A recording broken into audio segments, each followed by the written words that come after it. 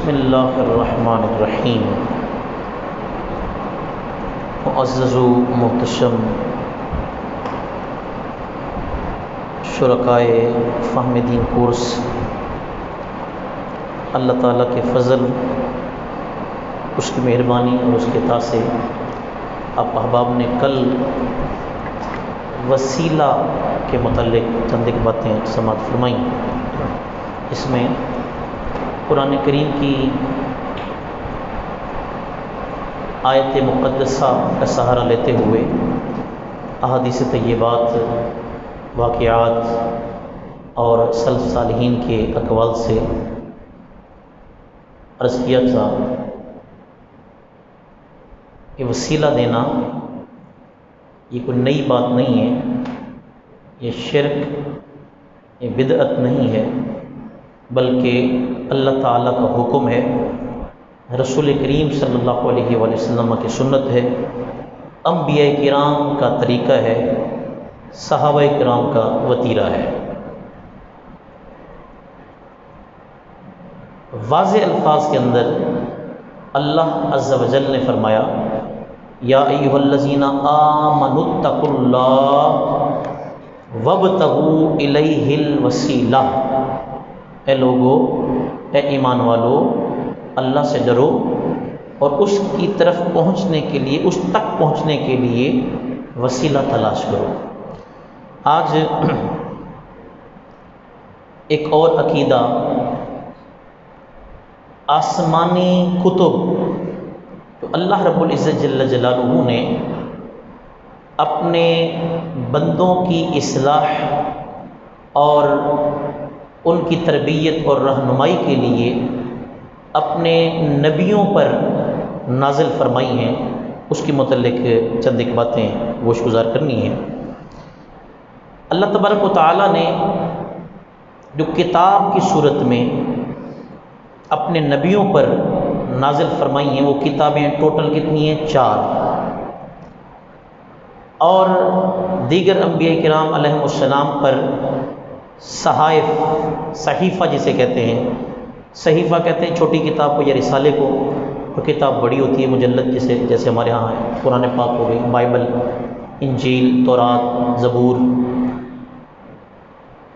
ان میں سے کسی بھی ایک کتاب کا انکار کرنا، اگرچہ ہماری شریعت میں وہ نہیں ہے، ہم ان کے مطابق نہیں چلتے، یعنی زبور ہمارا ضابطہ حیات نہیں ہے، انجیل ہمارے لیے ضابطہ حیات نہیں ہے، تورات ہمارے لیے ضابطہ حیات نہیں ہے۔ ہمارا ضابطہ حیات، ہمارے لیے رہنمائی کا اصول وہ قرآن کریم ہے۔ باوجود اس کے جو اللہ نے حضرت عیسیٰ علیہ السلام پر انجیل نازل فرمائی، حضرت موسیٰ علیہ السلام پر تورات نازل فرمائی، حضرت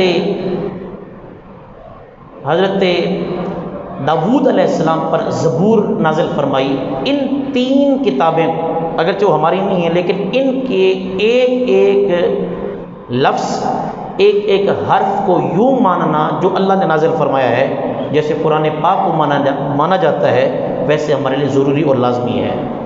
ماننا اور ہوتا ہے، عمل کرنا اور ہوتا ہے۔ عمل اب ان پر نہیں ہوگا، عمل صرف قرآن کریم پر ہوگا، اور یہ صرف ہمارے لیے نہیں بلکہ عیسائیوں کے لیے حکم ہے کہ اگرچہ انجیل حضرت عیسیٰ علیہ السلام پر نازل ہوئی ہے، لیکن اب اس تاریخ میں ان کے لیے قابل عمل جو ہے وہ قرآن کریم ہے، وہ منسوخ ہو چکی ہیں۔ اسی طریقے سے حضرت داؤد علیہ السلام پر زبور جو نازل ہوئی ہے، ان کی قوم کو کیا کہا جاتا ہے؟ کسی کو یاد ہے؟ بتایا تھا میں نے، قوم عاد، قوم عاد، حضرت داؤد علیہ السلام کی جو قوم تھی۔ عیسیٰ علیہ السلام کی قوم کو عیسائی، موسیٰ علیہ السلام کی قوم کو یہودی، نبی کریم صلی اللہ علیہ وسلم کی قوم کو مسلمان، اور حضرت داؤد علیہ السلام کی قوم کو قوم عاد کہا جاتا ہے۔ قوم عاد کے لیے بھی اب حکم یہی ہے کہ وہ بھی زبور کو چھوڑ کر قرآن پاک پر عمل کرے۔ کیوں کہ قرآن پاک اب حتمی کتاب ہے، اللہ کا حکم ہے، فیصلہ ہے، اس لیے ہمارے لیے حکم ہے کہ اس کو ماننا ہے کہ وہ اللہ کی کتابیں ہیں، وہ جو صحیفہ حضرت موسیٰ علیہ السلام پر نازل ہوا، حضرت ابراہیم علیہ السلام پر نازل ہوا، یا دیگر انبیاء کرام پر جو صحائف نازل ہوئے ہیں انہیں بھی ماننا لازمی ہے، ان میں سے کسی ایک کا بھی انکار ہم نہیں کرتے۔ لیکن فی زمانہ اگر دیکھا جائے تو ساری کتابیں بدل چکی ہیں، تورات، زبور، انجیل، صحائف لوگوں نے اپنی منمانی کر کے بدل دیے ہیں۔ واحد قرآن کریم ایسا ہے، انا نحن نزلنا الذکر وانا لہ لحافظون، کہ ہم نے قرآن کو نازل کیا ہے اور ہم ہی اس کی حفاظت کرنے والے ہیں، اللہ اس کی حفاظت۔ اب یہاں پر ایک عقیدہ بڑا غور طلب، اب اگر کوئی شخص کہتا ہے کہ جی قرآن پاک کے تو 40 سپارے تھے تو 10 سپارے حضرت ابو بکر کی بکری کھا گئی تھی، ایسا کہنے والا کافر ہے۔ کیوں؟ کہ قرآن کے ایک جملے کا انکار کرنے والا، حرف کا انکار کرنے والا، زبر زیر پیش کا انکار کرنے والا کافر ہے، تو یہاں تو پوری آیت ہے قرآن پاک کی، انا نحن نزلنا الذکر وانا لہ لحافظون، اللہ فرمائے میں اس کی حفاظت کر رہا ہوں۔ گویا کہ نعوذ باللہ نعوذ باللہ نعوذ باللہ نقل کفر نہ باشد، کہ اللہ تعالیٰ کی حفاظت میں کوئی کمزوری آ گئی تھی یا اللہ حفاظت نہیں کر سکتا۔ اب اگر کوئی شخص یہ کہے کہ سپارے تو اتنے تھے یا آیات تو اتنی تھیں، کوئی بکری کھا گئی یا کوئی گم ہو گئے یا بھی ہو گیا، ایسا کہنے والا دار اسلام سے خارج ہے۔ حضرت موسیٰ علیہ السلام اور حضرت خضر علیہ السلام، آپ کے متعلق قرآن پاک کے اندر 16ویں سپارے میں غالباً آتا ہے کہ آپ کی جب ملاقات، بڑا طویل واقعہ میں مختصر کر رہا ہوں، آپ ایک بستی میں پہنچے، دونوں حضرت خضر اور حضرت موسیٰ علیہ السلام، بستی والوں سے کہا کہ ہمیں کھانا کھلائیے، ہم مہمان ہیں۔ تو بستی والے ایسے عجیب لوگ تھے، انہوں نے انکار کر دیا کہ ہم کھانا نہیں کھلاتے آپ کو۔ قرآن پاک کے اندر آ گیا فَأَبَوْا أَن يُضَيِّفُوهُمَا، انہوں نے مہمان نوازی کرنے سے انکار کر دیا۔ ضیف کہتے ہیں مہمان کو، أَن يُضَيِّفُوهُمَا، کہ وہ ان کی مہمان نوازی کرے، اس کا انکار کر دیا۔ موسیٰ علیہ السلام تھوڑے سے آگے چلے، اسی بستی میں ایک دیوار گر رہی تھی، آپ نے یوں ہاتھ دیا دیوار کو، خضر علیہ السلام نے ہاتھ دیا تو دیوار کھڑی ہو گئی۔ موسیٰ علیہ السلام جلالی تھے، جلال میں آ گئے، فرمایا خضر کیا کرتے ہیں آپ؟ انہوں نے ہمیں کھانا نہیں کھلایا، آپ ان کی دیواریں سیدھی کر رہے ہیں، چاہیے تو یہ تھا اور گرا دیتے آپ ان کو کھانا کھلا رہے ہیں، آپ ان کی دیواریں ٹھیک کر رہے ہیں، وہ ہمیں کھانا نہیں کھلا رہے۔ تو آپ نے فرمایا کہ اصل میں اس دیوار کے نیچے 2 یتیموں کا مال تھا، اگر وہ گر جاتی نا تو بچے چھوٹے چھوٹے ہیں تو لوگوں نے وہ مال نکال کر کھا جانا تھا، لیکن اس کے نیچے چونکہ یتیموں کا مال تھا، میں نے اس لیے دیوار کو کھڑا کر دیا۔ خیر واقعہ بڑا طویل ہے اور بڑا دلچسپ واقعہ ہے، اختصار کر رہا ہوں۔ قرآن پاک میں آ گیا فَأَبَوْا أَن يُضَيِّفُوهُمَا، کہ انہوں نے انکار کر دیا کہ ہم کھانا نہیں کھلاتے۔ اب وہ جملہ صاف ظاہر ہے، اس قوم کے لیے تو بڑا ایک شرم کی باعث ہے، ان کے لیے تو بہت بڑی کہ جو ہے وہ بے عزتی توہین ہے کہ قرآن میں آ گیا۔ اب وہ قوم چلتی چلتی، ان کی اولاد ان کی اولاد ان کی اولاد ان کی اولاد ان کی اولاد، ساری جو صاف ظاہر ہے ایک کچھ در کچھ چلتے آتے ہیں، وہ قوم سرکار کے بارگاہ میں آئی، سرکار کے بارگاہ میں عرض کی یا رسول اللہ، اے محمد آپ ہم سے جتنا چاہے مال لے لیں، جتنا چاہے سونا ہیرے جواہرات لال لے لیں، بس ایک کام کر دیں، اللہ نے آپ کو اختیار دیا ہے کہ آپ فَأَبَوْا کی جگہ نا ایک نقطہ، با کا نقطہ جو ہے نیچے والا، اسے اوپر لے آئیں، ایک نقطہ اور لگا دیں، فَأَبَوْا کی جگہ فَأَتَوْا کر دیں۔ فَأَبَوْا ہو تو بنتا ہے انکار اور فَأَتَوْا ہو تو بنتا ہے اقرار۔ اگر آیا نا فَأَتَوْا أَن يُضَيِّفُوهُمَا تو مطلب بنتا ہے کہ انہوں نے ان کی مہمان نوازی کا اقرار کر لیا، مان گئے کہ ہم مہمان نوازی کرتے ہیں۔ اگر وہ فَأَبَوْا ایک نقطہ اس سے انکار بنتا ہے۔ وہ ایک حاج صاحب مجھے شعر سناتے ہوتے ہیں کہ ہم دعا کرتے رہے، ہم وہ دغا پڑھتے رہے، ایک نقطے کی غلطی نے ہمیں محروم اللہ نقطہ ہے نا یار، بات تو ٹھیک ہے، ایک نقطہ ہے، انہوں نے بھی یہ کہا کہ ایک نقطہ نیچے والا آپ اوپر لیں، ایک نقطہ اور لگا دیں، فَأَتَوْا بن جائے گا، ہماری بے عزتی بچ جائے گی۔ یہاں سرکار نے فرمایا نا ایسا نہیں ہو سکتا، قرآن اللہ کا کلام ہے۔ سرکار اختیار ہونے کے باوجود سرکار نے فرمایا نہ، چونکہ یہ اللہ کا کلام ہے اس میں تبدیلی نہیں کر سکتا، تو سرکار کے عادل، سرکار کے محافظ، کہ آپ یہاں سے اندازہ لگا سکتے ہیں کہ اختیار بھی ہے اور وہ بھی مانتے ہیں۔ سرکار چاہتے تو کر بھی سکتے تھے، اللہ کو کہہ دیتے، اللہ مان جاتا۔ جو رب ڈوبے ہوئے سورج کو واپس پلٹا دیتا ہے، جو رب عمر کے دل کو موم کر دیتا ہے، جو رب مصطفیٰ کی دعاؤں کو قبول کر لیتا ہے، تو یہ نہیں کر سکتا تھا؟ کر سکتا تھا، لیکن قرآن کا یہ اعزاز ہے، قرآن کا یہ معجزہ ہے۔ سرکار نے فرمایا نہیں، آج بھی الحمدللہ قرآن پاک اسی طرح بالکل محفوظ ہمارے پاس موجود ہے۔ اس وقت جو آپ کے پاس قرآن پاک موجود ہے یہ ایک معجزہ ہے، سرکار کے معجزات میں سے وہ معجزات جو زندہ معجزے ہیں ان میں سے ایک معجزہ قرآن کریم ہے، آج بھی اسی طریقے سے محفوظ ہے۔ لیکن انجیل، تورات، زبور یہ ساری بدل چکی ہے۔ تو اللہ رب العزت جل جلالہ نے نبیوں پر کئی کتابیں نازل فرمائی، ان میں 4 مشہور ہیں۔ نمبر 1 قرآن کریم، میں نے عرض کر دیا ہے، جو ہمارے نبی صلی اللہ علیہ وسلم پر نازل ہوئی۔ تورات، اس کو توریت بھی پڑھتے ہیں لیکن صحیح لفظ جو ہے نا تورات ہے، لیکن اس میں کوئی ہمارے علاقوں میں چل جاتا ہے۔ میں ایک مثال پچھلے دنوں ایک دوست کو دی تھی کہ ایک انڈونیشیا ہے یا پتہ نہیں کون سا ملک ہے، وہاں پر اللہ اکبر یہ لفظ نہیں کہہ سکتے، اس زبان پر چڑھتا ہی نہیں ہے۔ کچھ زبانیں ایسی ہوتی ہیں وہ جتنا بھی کوشش کریں نہیں کر سکتے، وہ کہتے ہیں اللہ اکبر، اللہ اکبر، تو ان کے لیے جائز ہے۔ تو توریت اس میں چکولت العام چل جاتا ہے۔ زبور یہ حضرت داؤد علیہ السلام پر، ان کی قوم کا نام کیا تھا؟ قومیں یاد رکھنے والی باتیں ہوتی ہیں۔ انجیل یہ حضرت عیسیٰ علیہ السلام پر۔ سوال، صحیفہ کسے کہتے ہیں؟ وہ میں نے عرض کر دیا، کسی نبی پر چھوٹی کتاب نازل ہوئی اسے صحیفہ کہتے ہیں۔ یہ صحیفے کئی نبیوں پر نازل ہوئے، کئی نبیوں پر، کئی سے بہت زیادہ ہو سکتے ہیں، یعنی کہ 1 سے زائد ہیں اس میں یہ صحیفے جن پر نازل ہوئے۔ کیا ان کتابوں میں کوئی تبدیلی بھی ہوئی؟ وہ میں نے آپ کو عرض کر دی ہے ساری۔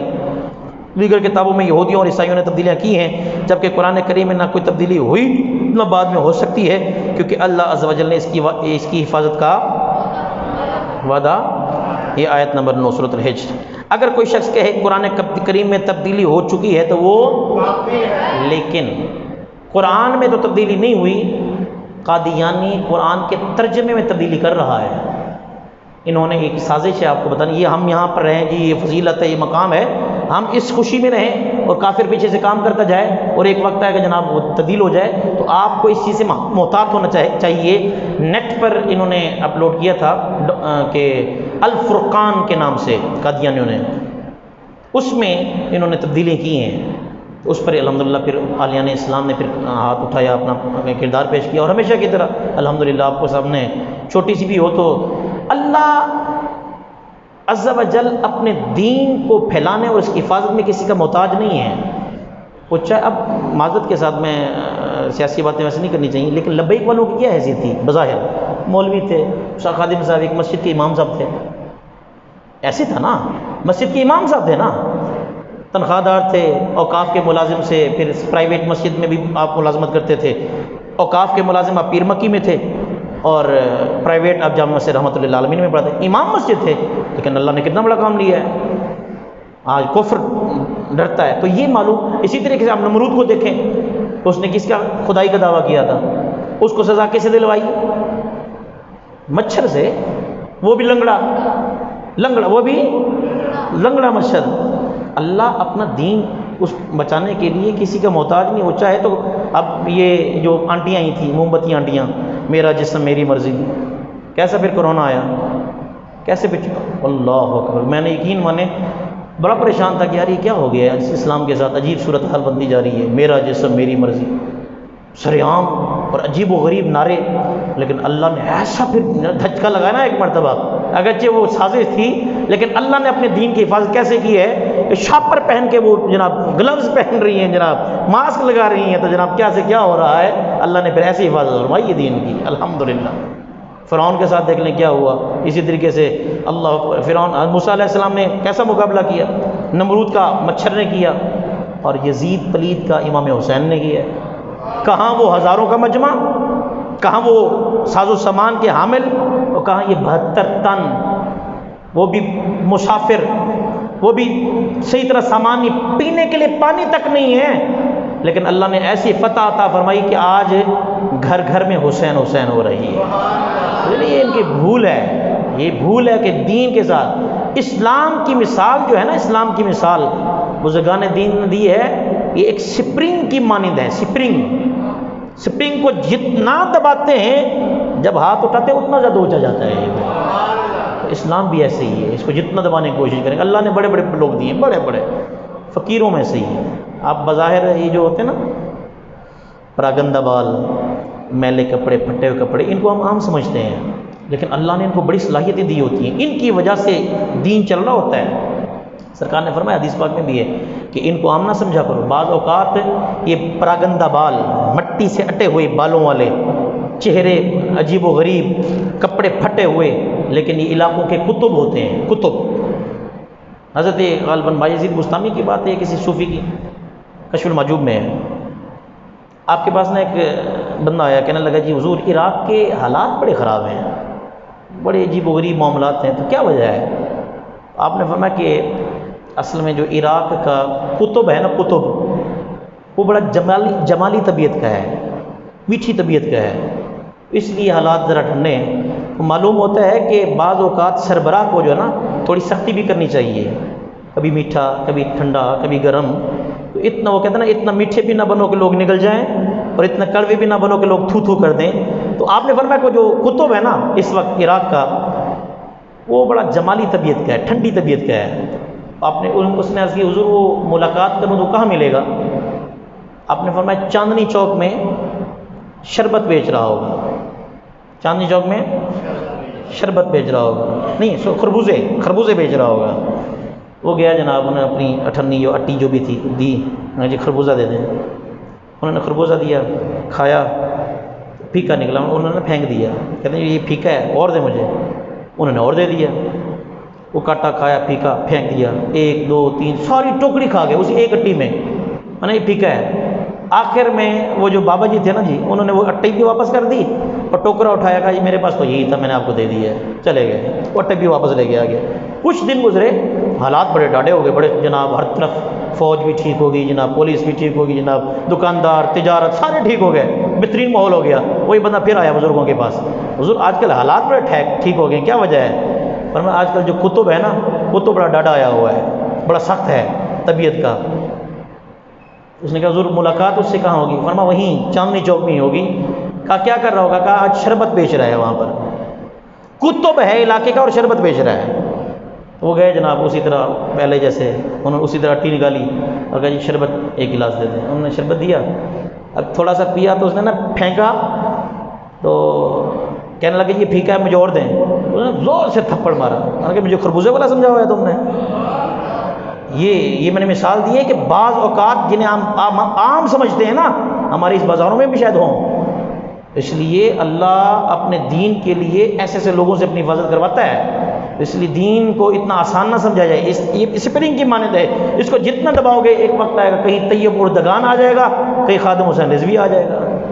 اگر خادم حسین رضوی صاحب چلے گئے ہیں، ان سے پہلے بھی بڑے تھے، اور بھی کوئی آ سکتا ہے، آئے گا یقیناً دین کی خدمت کرنے کے لیے، دین پھیلانے کے لیے۔ ضروری تو نہیں ہے کہ سیاست کے نام پر ہی دین پھیلایا جائے، مذہبی تو لوگ ہیں نا، اسلام کے لیے بھی تو ہے نا۔ وہ کتنے لوگ ہیں، میں مثالیں نہیں دیتا ساتھ، ٹائم تھوڑا ہے، کئی ایسے لوگ ہیں فقیر ہیں، کپڑے بالکل سادے ہیں، لیکن ان کی درس سننے کے لیے لاکھوں کا مجمع ہوتا ہے۔ حضور غوث پاک رضی اللہ تعالیٰ عنہ 1 لاکھ کا مجمع آپ کی محفل میں 11ویں شریف کی محفل میں ہوا کرتا تھا۔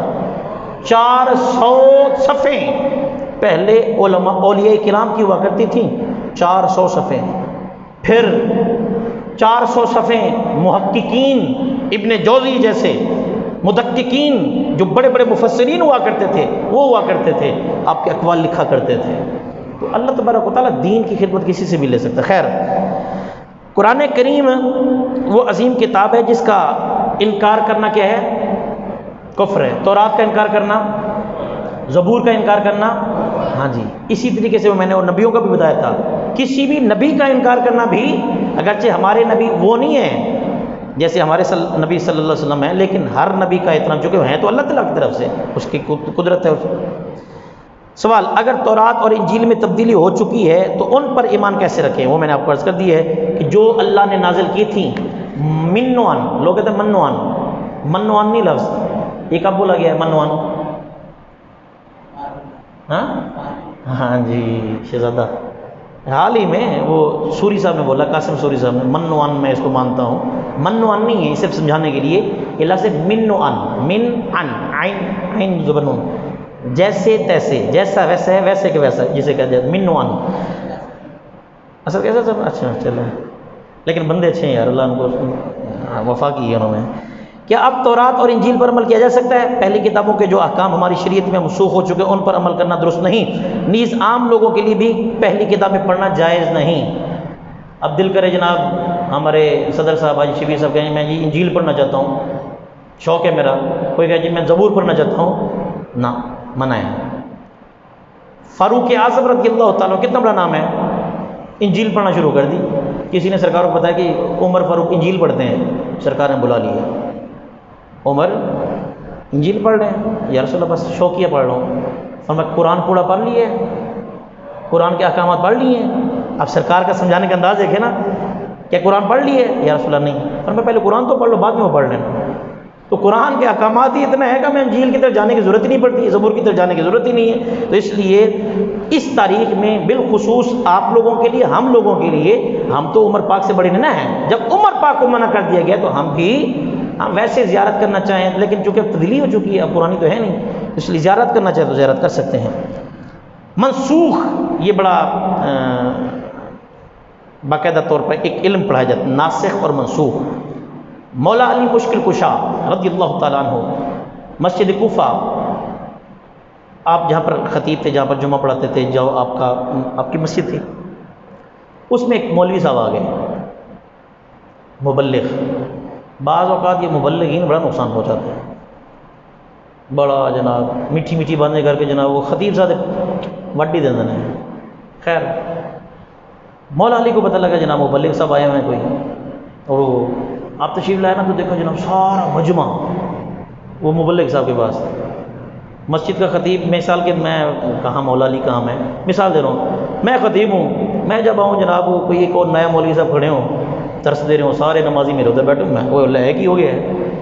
مولا علی مشکل کچھ بلا تمثیل، آپ نے دیکھا جناب وہ مبلغ صاحب کے پاس سارے لوگ بیٹھے ہوئے پر ہیں، آپ نے اس کو بلایا، ادھر آؤ، وہ آیا نا، آپ نے فرمایا تجھے کیا ناسخ اور منسوخ کا علم ہے؟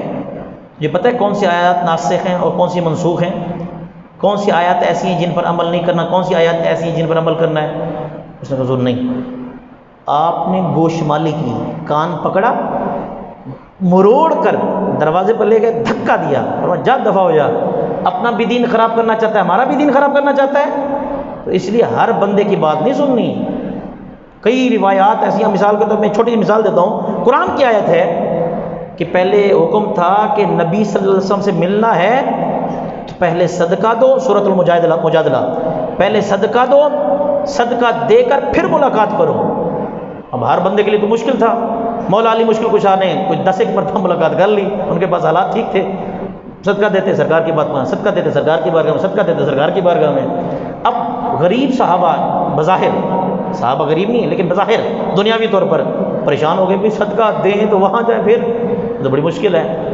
حکم ہو گیا کہ اب حکم منسوخ ہو چکا ہے، اب حکم، اس ایک مثال دی، کئی آیتیں ایسی ہیں، بعض نے 5 لکھی ہیں، بعض نے 25 لکھی ہیں، بعض نے زیادہ لکھی ہیں، منسوخ ہیں۔ مولا علی فرماتے ہیں کیا تجھے پتہ ہے کہ کون سی آیتیں منسوخ ہیں، کون سی ناسخ ہیں؟ اگر وہ آیتیں پڑھ کر آپ کو سنائیں، آپ کہ یار قاری صاحب تو قرآن کی بات کر رہے ہیں، لیکن قرآن ہی ہے یضل بہ کثیرا ویہدی بہ کثیرا، وہی آیات، وہی زبر زیر، وہی رکوع، وہی قرآن ہے، اور قرآن کہتا ہے یضل بہ کثیرا، اس قرآن کے ذریعے لوگ گمراہ ہو جاتے ہیں، ویہدی بہ کثیرا، اور اسی قرآن کے ذریعے لوگ ہدایت پاتے ہیں، وہی الفاظ ہیں۔ تو معلوم ہوتا ہے کہ جن کو ناسخ اور منسوخ کا علم نہیں ہے، جن کو پتہ نہیں کون سی آیتیں ناسخ ہے کون سی منسوخ ہیں، ان سے علم حاصل کرنا نہیں چاہیے۔ اب سنیے ناسخ اور منسوخ کیا ہے۔ کسی حکم پر عمل کا وقت ختم ہونے کے بعد جب اس کی جگہ نیا حکم آ جائے تو پہلے حکم کو منسوخ اور بعد والے کو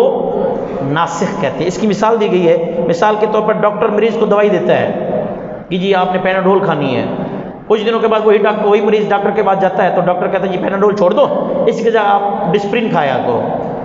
پیناڈول منسوخ اور ڈسپرین ناسخ. ایک مثال ہے، ایسی ہی کچھ آیات ایسی ہیں جو منسوخ ہیں، کچھ ناسخ ہیں. مکی مدنی صورتیں یہ عام طور پر مشہور ہے جی، جو مکہ میں نازل ہوئی ہے وہ مکی ہے، جو مدینہ میں نازل ہوئی ہے وہ مدنی ہے. اس کی صحیح جو تشریح ہے اور جو صحیح معنی ہے وہ بزرگان لکھتے نہیں، ایسا نہیں، بلکہ جو ہجرت سے پہلے نازل ہوئیں وہ مکی ہیں، اور جو ہجرت کے بعد نازل ہوئیں وہ مدنی صورتیں ہیں. محکم اور متشابہ آیات. قرآن کریم کے کچھ آیات کا مطلب واضح ہے اور ہمیں معلوم ہے، انہیں محکم کہتے ہیں، اور کچھ آیات کا حقیقی مطلب دنیا میں اللہ اور اس کے رسول کے علاوہ کسی کو معلوم نہیں ہے، انہیں متشابہ کہتے ہیں. جیسے کہ حضرت جبریل علیہ السلام آئے اور آ کر کہنے لگے یا رسول اللہ فرماتا ہے الف الف. اب الف کیا؟ الف. سرکار نے فرمایا علم تو، میں نے جان لیا، آگے بڑھو. آج کی میم. سرکار نے فرمایا علم تو، میں نے جان لیا، آگے بڑھو. الف لام، علم تو میں نے جان لیا، آگے بڑھو. میم علم تو میں نے جان لیا، آگے بڑھو. الف میں نے علم تو جان لیا، میں نے آگے بڑھو. لام جان لیا، آگے بڑھو. میم جان لیا، آگے بڑھو. صاد جان لیا، آگے بڑھو. ہا جان لیا، آگے بڑھو. میم پڑھ لیا، جان لیا، آگے بڑھو. عین جان لیا، آگے بڑھو. سین جان لیا، آگے بڑھو. قاف، یہ جو حروف مقطعات آتے ہیں، الف لام میم ہا میم عین سین کاف، الف لام میم صاد کاف ہا یا عین صاد، یہ سارے حروف مقطعات ہیں. ان کے معانی یا اللہ جانتا ہے یا مصطفیٰ جانتے ہیں. اب جبریل پریشان، یا رسول اللہ میں اللہ سے لے کر آتا ہوں سارے احکامات دیتا ہوں، مجھے نہیں پتا، آپ کو کیسے پتا ہے؟ فرمایا یہ میری اور اللہ کے راز و نیاز کی باتیں ہیں جو میں جانتا ہوں. تو یہاں سے معلوم ہوتا ہے کہ جو لوگ یہ کہتے ہیں کہ جبریل سرکار کے استاد ہیں، استاد نہیں ہیں، سرکار کے صحابی ہیں، سرکار کے غلام ہیں، سرکار کے دربان ہیں. حضرت جبریل کی عظمتوں کو لاکھوں سلام ہے، لیکن جب معراج کا موقع آیا تھا نا سدرہ پر، سرکار نے فرمایا آؤ نا آگے چلو، ہر جگہ تو ذات ہے، اب آگے بھی چلو نا. یا رسول اللہ اگر اتنا بھی آگے اڑا نا تو جل کر راکھ ہو جاؤں گا. معلوم ہوتا ہے کہ سب سے اولا و اعلیٰ جبرائیل امی رہ گئے راہ میں، عرش اعلیٰ پہ پہنچا. یہ ہمارے نظریات ہے الحمدللہ. اچھا جی، ان آیات میں لوگوں کی آزمائش ہے، سچے مومن ان پر ایمان رکھتے ہیں اور ٹیڑے دلوں والے ان میں بحث کرتے ہیں. قرآن کریم میں قرآن کریم کی 7 آیات، اس پر انشاءاللہ عزیز کل میں بحث کروں گا. اب ان کو سب نے بڑی توجہ کے ساتھ، بڑے انہماک کے ساتھ، بڑی غور کے ساتھ ان کو پڑھنا ہے. انہی میں سے سوالات بھی آپ کو دیے جائیں گے. آپ میں سے کوئی ساتھی تقریر کا شغف رکھتے ہوں، جو چاہتے ہیں کہ میں خطاب کرنا چاہتا ہوں یا میں خطیب بننا چاہتا ہوں، تو وہ مجاہد سے رابطہ کر لیں گے، نام لکھوا دیں گے پھر انشاءاللہ عزیز. کیونکہ ہمارے اشتہار میں یہ بھی ہے نا ایک آپشن تقریر و تحریر کا، اس حوالے سے انشاءاللہ عزیز ان کو پڑھایا جائے گا. اگلا جی آج کیا ہے؟ واجبات نماز کے. کوئی 2 سے واجب کوئی سنا سکتا ہے جی؟ کوئی 2 واجب جی، جلدی سے ٹائم تھوڑا ہے جی. قوما کرنا اور جلسہ کرنا. جلسہ کرنا پی ڈی ایم والا جلسہ، ہاں ایسے کہتے ہیں نا، جلسہ کرنا ایک ہی ہو جائے، جلسہ کرنا ہو جلدی دو نا. یہ تو نا بتاؤ تو صحیح نہیں کون، پی ڈی ایم کا، پی ٹی آئی کا، تحریک لبیک کا، کون سا یہ دوسرا جلسہ. بتاتے ہیں کہ 2 سجدوں کے درمیان بیٹھنا اسے کہتے ہیں جلسہ کرنا، اور یہ کیا ہے؟ واجب ہے. چلو جی، اور کوئی 2 واجب؟ 1 واجب جی. اتحیات پڑھنا، ہاں جی پڑھنا، بیٹھنا نہیں، پڑھنا. اس میں ایک لفظ اس میں شامل ہے جی. کہاں تک ہم پہنچے تھے جی؟ امام کے پیچھے قرات کے حوالے سے جی. امام کے پیچھے قرات کے حوالے سے روایت میں نے عرض کی تھی آپ کو. نبی کریم صلی اللہ علیہ وآلہ وسلم نے ارشاد فرمایا جو نماز امامت کی یعنی ایک امام کی اقتداء میں پڑھے، جو امام کی قرات ہے وہی مقتدی کی قرات ہے. لہٰذا مقتدی کو الگ سے قرات، بلکہ کل آپ نے سنا بھی تھا امام صاحب کے پیچھے قرات نہ کرنا واجب ہے. امام صاحب کے پیچھے نہ کرنا واجب ہے. امام ظہر اور عصر کی نماز میں امام صاحب کی قرات آہستہ کرنا، مغرب عشاء عیدین جمعہ میں نماز اونچی آواز میں کرنا واجب ہے. یہ چیزیں سر یاد رکھا کریں. حضرت ابو ہریرہ رضی اللہ تعالیٰ عنہ سے مروی ہے کہ آپ نے فرمایا جب امام کرے تو تم خاموش رہو. یہ حوالہ کہاں ہے؟ مسلم شریف، ابو داؤد شریف، 2 حوالے، ایک نہیں دو حوالے. اگر کوئی واجب بھولے سے رہ جائے تو کیا حکم ہے؟ سجدہ سہو کسے کہتے ہیں؟ بھول کو مطلقاً بھول کو. سجدہ سہو کرنے کا طریقہ کار، جب خدا نہ خواستہ کوئی واجب رہ جائے یا واجب میں تکرار ہو جائے یا کوئی فرض کی تاخیر ہو جائے، اس کا طریقہ کار یہ ہے کہ آخری رکعت جب آخری قعدہ بیٹھیں گے اس میں التحیات عبدہ و رسولہ تک پڑھ کے ایک طرف سلام پھیرنا ہے، 2 سجدے کرنے ہیں، پھر بیٹھنا ہے تو التحیات سے دوبارہ شروع کرنا ہے. یعنی التحیات 2 مرتبہ پڑھنی ہے، التحیات 2 مرتبہ پڑھنی ہے، اور اس کے اندر سجدے جو ہے ایکسٹرا 2 کرنے ہیں. اسی طریقے سے اگر ایک نماز کے اندر، یعنی ایک نماز سنا جو 4 رکعت والی نماز ہے، اس میں ایک واجب نہیں 4 واجب رہ جاتے ہیں بھولے سے، یا 6 واجب رہ جاتے ہیں، یا جو ہے وہ زیادہ واجب رہ جاتے ہیں، تو ایک ہی مرتبہ سجدہ سہو کرنے سے سب کی خلاصی ہو جائے گی، ایک ہی مرتبہ. اور اگر بالفرض بھولے سے کرنا سجدہ سہو تھا، بڑی غورطلب بات ہے، سجدہ سہو کرنا تھا بھول گئے، سجدہ سہو ہی نہیں کیا، اب پیچھے سے غلطیاں کر کے آئے، ادھر اور غلطی کر دی کہ سجدہ سہو کرنا بھول گئے، درود پاک پڑھ لیا، دعا پڑھ لی، پھر یاد آئے اوہو سجدہ سہو کرنا تھا. اب حکم ہے کہ ابھی بھی جو ہے وہ کر دیں دوبارہ، یعنی سجدہ کر کے اسی طریقے سے نماز آپ کی مکمل ہو جائے گی. جی حکم تو یہ ہے کہ عبدہ و رسولہ تک پڑھ کے ایک طرف سلام پھیرنا ہے، 2 سجدے کرنے، پھر التحیات شروع کرنی ہے.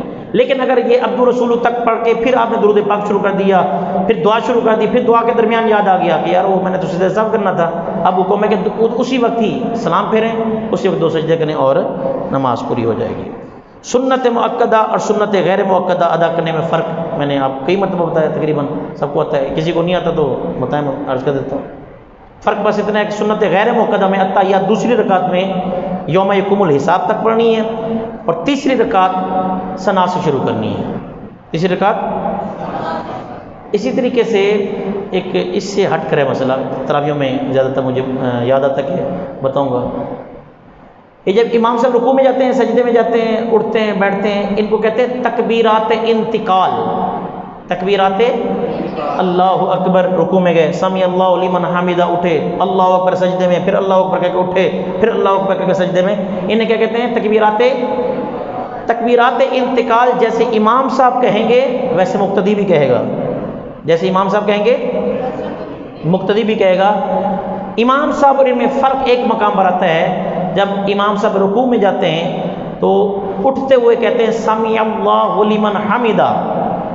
حکم ہے کہ امام صاحب سمی اللہ لمن حمیدہ کہیں گے، مقتدی سمی اللہ لمن حمیدہ بلکہ وہ ربنا ولک الحمد کہے گا، اور امام صاحب ربنا ولک الحمد نہیں کہیں گے. یہ آپ کے صرف انگلی کے اشارے والی جو عام طور پر جس پر میں نے بحث بھی کی تھی کہ چند ایک کام ایسے ہیں جو سرکار نے صرف ایک مرتبہ فرمائے ہیں، جیسے کہ حج اور یہ اور بھی ہوں گے. عبدہ و رسولہ سے پہلے اشہد ان لا الہ الا اللہ و اشہد ان محمدا عبدہ و رسولہ. حکم ہے کہ اشہد اللہ، لا پر انگلی اٹھانی ہے، لا پر، اشہد ان لا الہ الا اللہ، الا اللہ پر چھوڑ دینی ہے، اور ہاتھ اسی طریقے سے سیدھا رکھنا ہے.